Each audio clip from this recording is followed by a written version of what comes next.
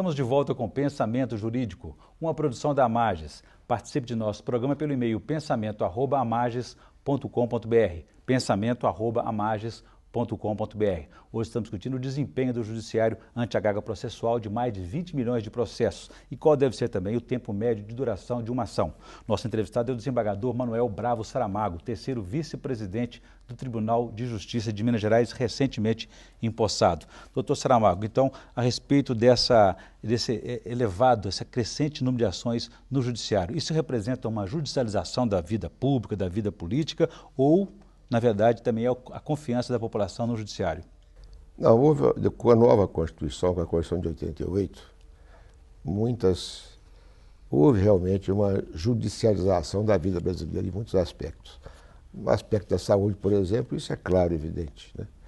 O Estado não está cumprindo o seu papel às inteiras.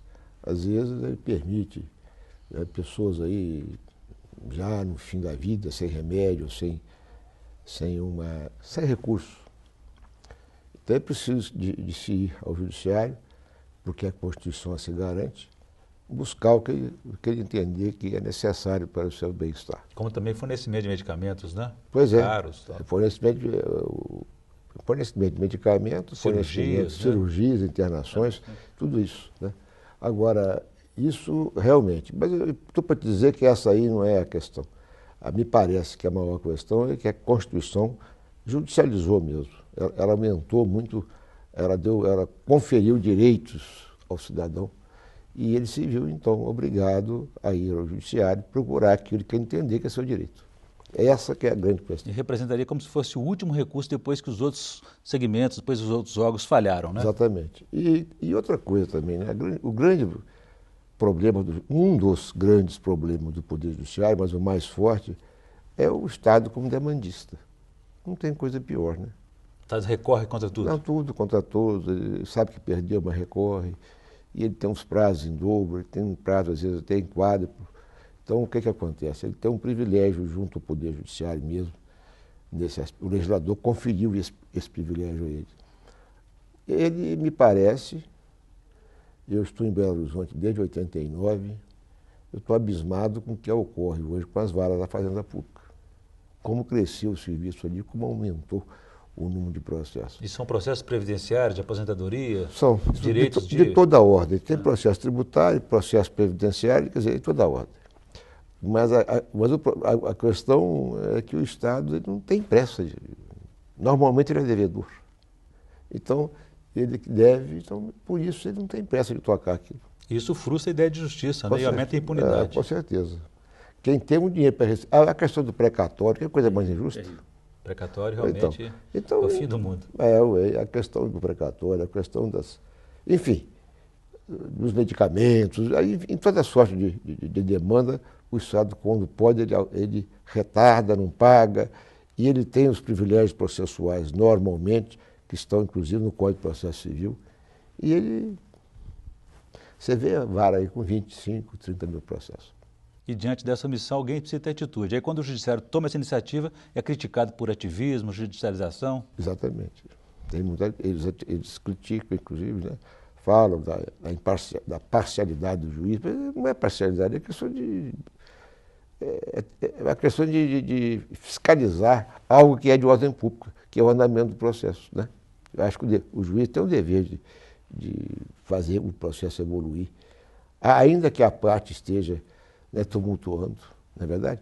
E, se for o caso, condenar o litigante por má-fé.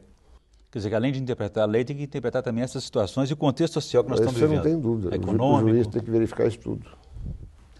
Qual que deve ser, doutor Saramago, o tempo médio de um processo? Existe isso? Existe. No tribunal existe um trabalho, não é um trabalho técnico, é mais um trabalho pragmático e tal. Chegaram à conclusão que o processo deveria durar no máximo 3 anos. Isso um pelo outro. Uhum.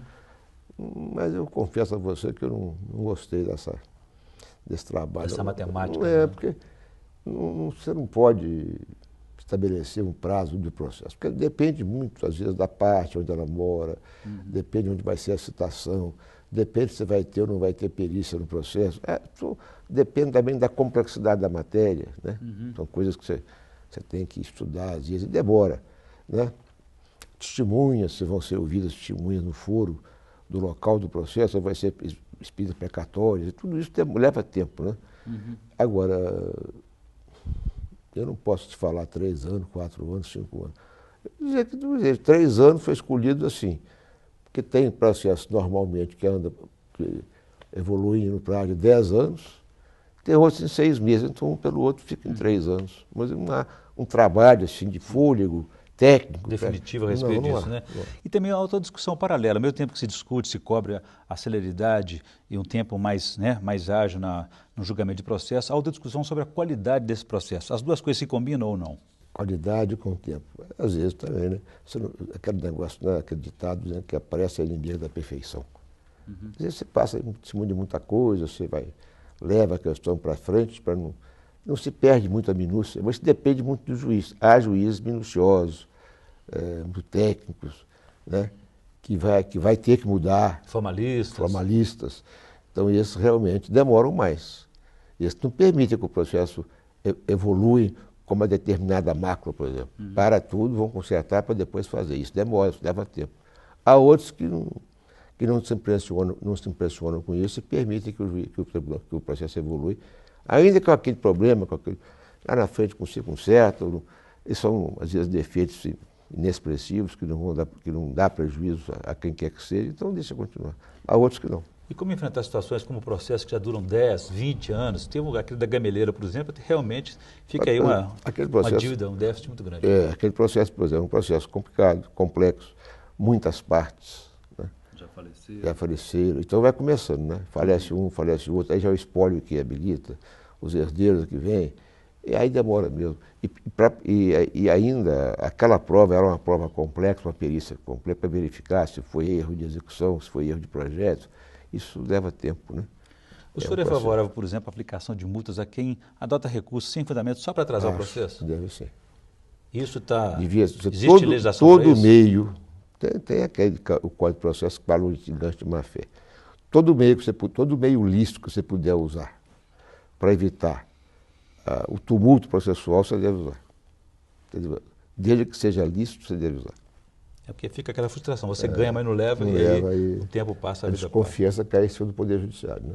Muito bem. E de fato não deixa de ser. Doutor, eu vou fazer um novo intervalo, gostaria que no próximo bloco o senhor contasse para a gente os desafios que o senhor tem na condição de terceiro vice-presidente do Tribunal de Justiça de Minas Gerais, que o senhor tomou posse recentemente, que tipo de projeto o senhor pretende adotar para melhorar o desempenho do Judiciário Mineiro. A gente volta em instantes.